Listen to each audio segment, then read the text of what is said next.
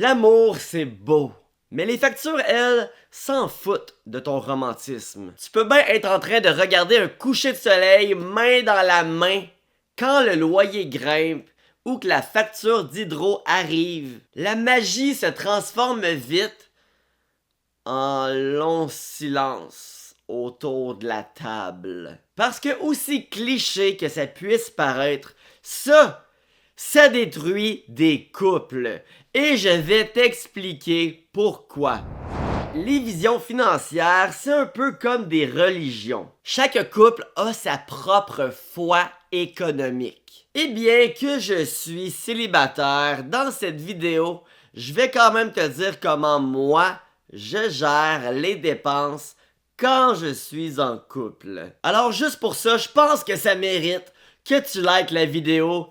Merci. Bon, premièrement, il y a ceux qui croient que l'homme doit tout payer. La femme est une princesse et l'homme, galant chevalier blanc, a le portefeuille à la rescousse pour tout. Deuxièmement, il y a ceux qui croient au 50-50 strict. Ça coûte tant, on paye moitié-moitié, fin de l'histoire. Troisièmement, il y a ceux qui font le calcul un peu plus nuancé selon le pourcentage du salaire de chacun. Dans le sens que si je fais 100 000 et toi 50 000, ben je vais payer 2 fois plus que toi. Mais au moins ici, tu contribues quand même au même pourcentage que moi. Ça, c'est les 3 religions que les couples emploient le plus au niveau de leurs finances.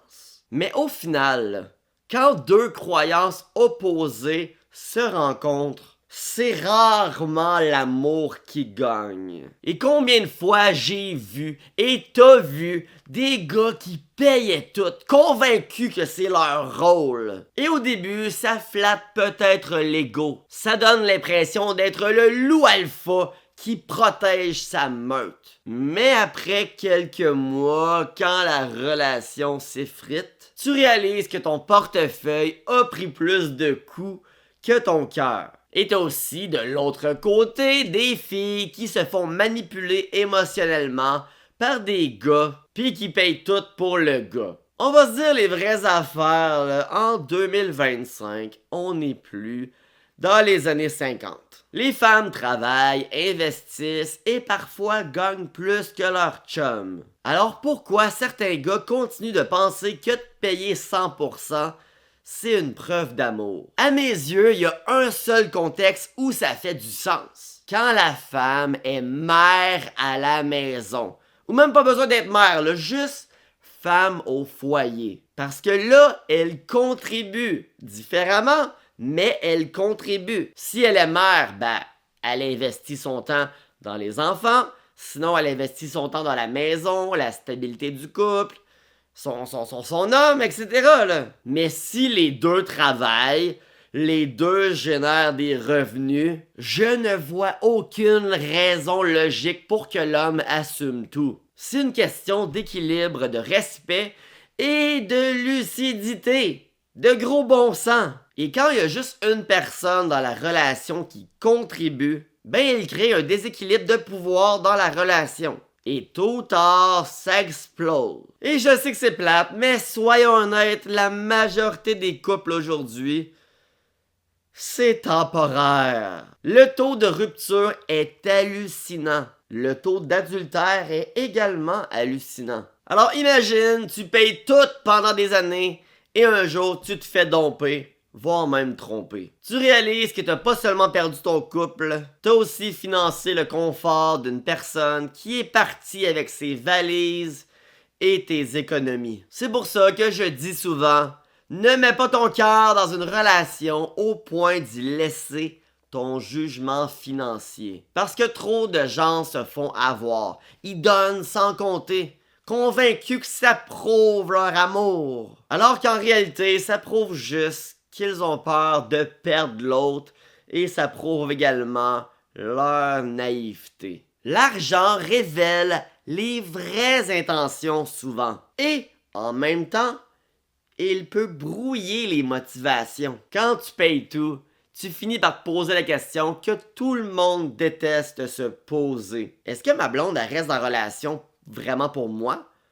Ou juste parce qu'elle dépend de mon argent? Elle t'aime-tu pour toi ou pour ton cash? Et cette question-là, une fois qu'elle s'installe dans ta tête, elle peut te ronger pas mal. L'amour devient conditionnel. En fait, l'amour est toujours conditionnel, mais si je suis en couple, je veux que la personne reste vraiment pour qui je suis, pas pour ce que j'y apporte financièrement. Personnellement, si ma blonde est là parce qu'elle dépend de moi financièrement, je préfère qu'elle soit pas là du tout, simplement. L'argent ne ment pas. L'argent expose, l'argent révèle. L'argent te montre qui est là pour toi. Pour toi. Et qui est là pour ton argent. L'argent ne change pas les gens. Il les dévoile. Parlons maintenant du 50-50 pur. Mais juste avant, si t'es célibataire, si t'es en couple, dans les deux cas, si t'as pas encore lu mon e-book Investir simplement, rapidement et efficacement, ça prend juste 20 minutes à lire et c'est hyper pertinent. Tu peux même le splitter 50-50 avec ta blonde, avec ton chum. De plus, si t'as envie qu'on regarde ensemble ta situation, j'offre des consultations 1 à 1. Toutes les informations sont dans la description de retour à la vidéo. Donc, le fameux 50-50, il y a ceux qui disent, ben voyons, le plus juste, c'est 50-50. En théorie, c'est vrai. Mais en pratique, c'est plus compliqué. Parce que 50-50, ça veut pas dire la même chose pour tout le monde. Un couple où toi et ta blonde, vous faites les deux 50 000 $ par année, là, c'est facile. Mais si toi, tu gagnes 80 000 puis ta blonde gagne 35 000, le 50-50 devient vite une sorte d'injustice. Celui qui gagne moins finit par se priver pour suivre le rythme, voire même s'endetter, et la personne qui gagne plus finit par se sentir freinée. C'est pour ça que plusieurs couples choisissent le 50-50 basé sur le revenu. Tu gagnes 30% du total de vos deux salaires, ben tu paies 30% des dépenses. C'est simple, c'est clair, c'est équilibré. Et surtout, ça enlève le sentiment d'injustice. Mais un autre problème qu'on a ici, c'est on inclut quoi là-dedans? Parce qu'il y a les dépenses communes et les dépenses personnelles. Et il y a beaucoup de couples qui semblent l'oublier. Ils mettent juste toutes les dépenses sur la même carte et c'est tout. Et ça peut vite virer au cauchemar. Là. Le loyer, les meubles, l'hydro, l'internet, là, tout ça, là, ça se split facilement. Mais tes dépenses personnelles, à mon avis, ça devrait t'appartenir. Si je m'achète un jeu vidéo à 80$, là, ou la Nintendo Switch 2, je sais même pas être à combien, là, mais mettons 500$, on va dire. Là. Je pense pas que ma copine a à payer la moitié de ça, là. Ouais, tu vas payer la moitié parce que hey, l'autre fois on a joué à Mario Kart pis t'as joué. Fait que toi aussi tu l'utilises. Come on, là. Hey, là, on s'entend-tu? D'après moi, tu vas jouer 95% du temps à la Switch, là. Pas ta blonde, là. Puis ta blonde va peut-être jouer avec toi pour te faire plaisir. Évidemment, si elle avec c'est une gamer, là, ça peut devenir une dépense commune. Mais en général, là, c'est pas parce qu'elle a fait une course à Mario Kart qu'elle devrait payer la moitié. Là. On s'entend? Puis si elle se paie une manucure ou une journée au spa, j'ai pas à sortir mon portefeuille pour ça non plus, là. Hey! J'ai des jeux vidéo à acheter, moi. Ce n'est pas être individualiste, c'est juste reconnaître que dans un couple, il y a encore deux personnes et il y a des dépenses de couple et des dépenses pas de couple. Puis si moi, là, je trouve ça stupide de dépenser 80$ pour se faire les ongles, là, je pense que c'est légitime de dire « je ne paye pas pour ça ».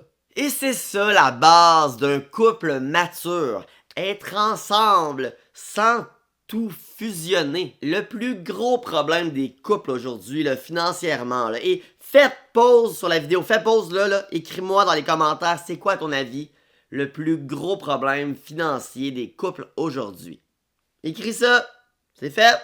Bon, le plus gros problème tes couples aujourd'hui, c'est qu'ils prennent pas la peine de parler d'argent et de leur vision des choses, de la vie, leur vision des dépenses, leur vision du futur. Si moi j'ai une vision de remplir mon CELI, remplir mon REER, de vouloir investir dans une maison éventuellement, et à chaque année, ma valeur grossit, mes investissements grossissent, et que ma blonde a une vision de je vis paye après paye, et toi dans quelques années, tu vas être millionnaire pendant que moi, je vais encore vivre paye après paye. Et si moi j'ai une vision de je vais me ramasser une mise de fonds pour pouvoir investir dans une maison et que toi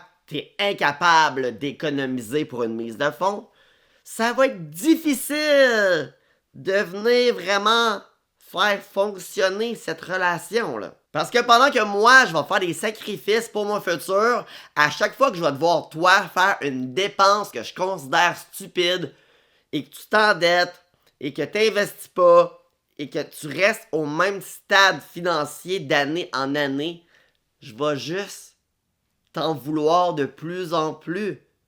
Et juste trouver chacune des dépenses de plus en plus connes. Avoir des visions financières, des visions de l'argent différentes dans un couple, c'est un peu comme si moi, je crois en aucun Dieu, je suis purement athée et que ma partenaire est super religieuse.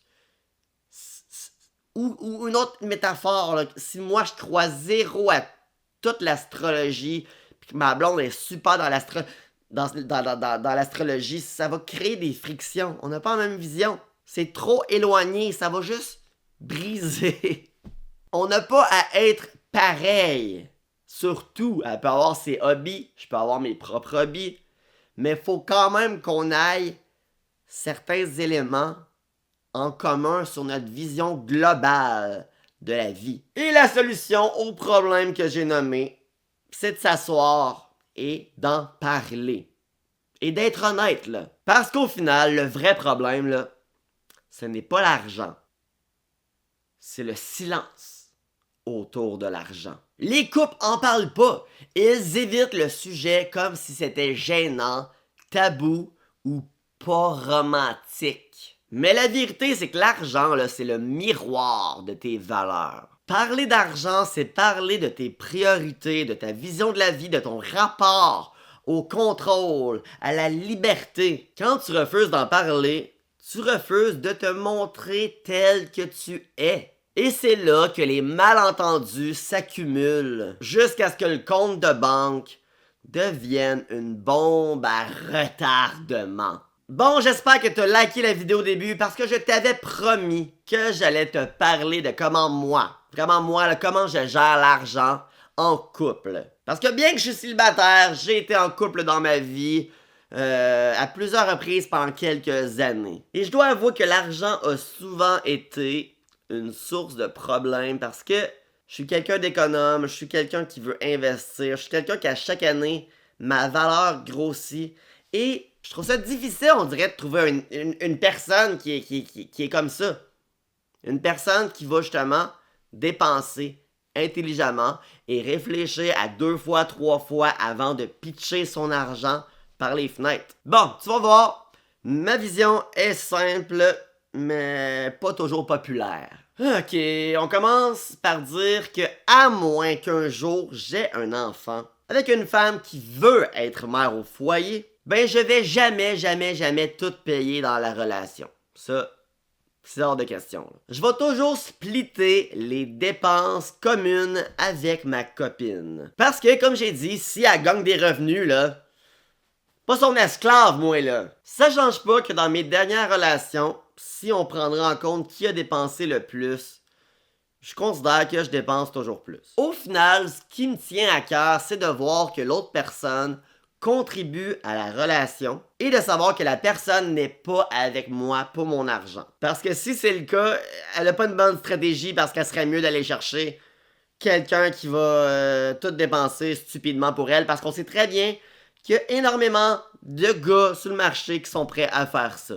Et à mon avis, vous êtes pathétique. Bon, par exemple, ma dernière copine est déménagée avec moi dans ma maison et je lui chargeais, on peut dire, un loyer. Mais soyons honnêtes, j'y chargeais, je pense, 250$ par mois, tout inclus, là. Ce qui, à mon avis, est rien, là. C'est vraiment, vraiment, vraiment pas cher. Mais il y a quand même des gens que quand je dis ça, sont offusqués.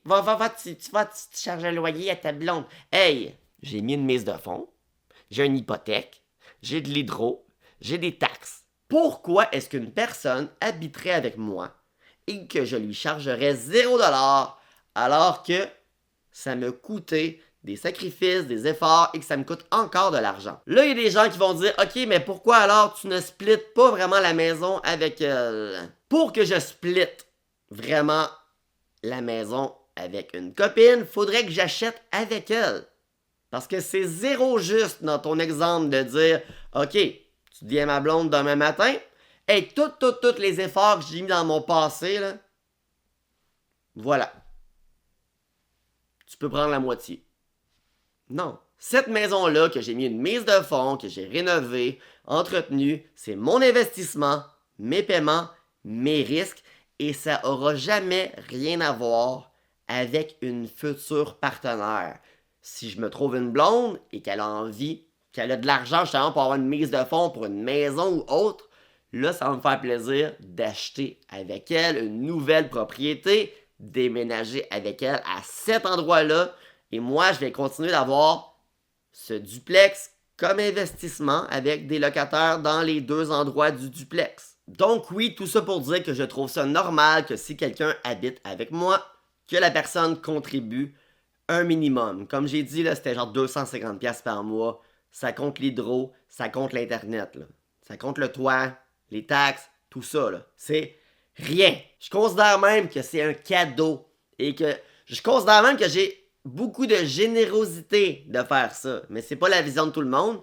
Mais bon, que veux-tu? Je suis aussi du genre à ce que chacun paie ses propres choses. Par contre, je suis quelqu'un qui aime faire des surprises à sa blonde, des petits cadeaux par-ci par-là. Mais évidemment, là, rien de trop, là. Je vais pas y acheter un char, là, tu sais. J'aime prendre soin de ma blonde à ma façon. Je suis juste pas du genre à croire que l'amour se mesure en facture. Alors honnêtement, il y a aucune femme qui ne sera jamais avec moi pour mon argent. Parce que je dépense très peu et que je mène une vie simple, minimaliste, réfléchie. J'ai pas besoin d'impressionner avec des restos à 200$ ou des voyages de luxe. En fait, le type de femme que ça impressionnerait, c'est justement le type de femme que je veux m'éloigner le plus possible. Ce que je veux, c'est quelqu'un avec qui bâtir, pas quelqu'un qui fait juste me coûter de l'argent, là. Alors ça, c'est ma vision des dépenses dans un couple. Donc, si tu veux éviter de te retrouver dans une relation minée par l'argent, il faut aborder ces 3 questions le plus tôt possible dans ton couple. 1. C'est quoi pour toi une relation équitable? Parce que chacun a sa définition de la justice. 2. Comment on gère les dépenses communes? Puis c'est quoi exactement les dépenses communes? Il faut que ça soit clair. 3. Qu'est-ce qu'on fait si un jour l'un de nous gagne beaucoup plus que l'autre? Parce que c'est souvent à ce moment-là que les déséquilibres se créent. Ces discussions ne sont peut-être pas romantico, mais elles sont vitales. Parce que si t'attends que les problèmes arrivent pour en parler, il est déjà trop tard. L'amour sans ce type de discussion, c'est de la naïveté. En fait, c'est pas de l'amour, c'est juste de la passion. Parce que l'amour, t'es supposé pouvoir parler de tous ces sujets-là. On aime croire que l'amour, c'est plus fort que tout. Mais soyons honnêtes. Sans communication, sans clarté et sans vision commune, l'amour s'effondre. Tu peux aimer quelqu'un profondément, mais si vos valeurs financières s'opposent, le quotidien va vous broyer. Parce qu'au fond, l'argent, ce n'est pas qu'une question de chiffres. C'est une question de valeur, de confiance et de pouvoir. Ben oui. Et dans un couple, ces trois choses-là déterminent pas mal tout. Au final, je ne crois pas que l'argent soit le vrai problème. Je crois qu'il agit comme un test de compatibilité émotionnelle et rationnelle. Deux loups peuvent s'aimer profondément, mais s'ils chassent dans des directions opposées, ils vont finir par se perdre de vue dans la forêt. L'amour, c'est une chose, mais bâtir une meute stable, c'en est une autre. Alors, avant de te demander qui paie quoi,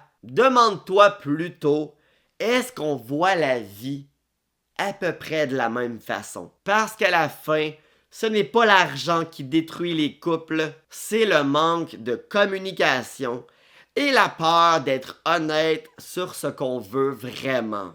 Et toi qui m'écoutes en ce moment, si tu es en couple présentement, as-tu déjà eu la conversation sur l'argent ou tu préfères encore croire que l'amour va tout régler?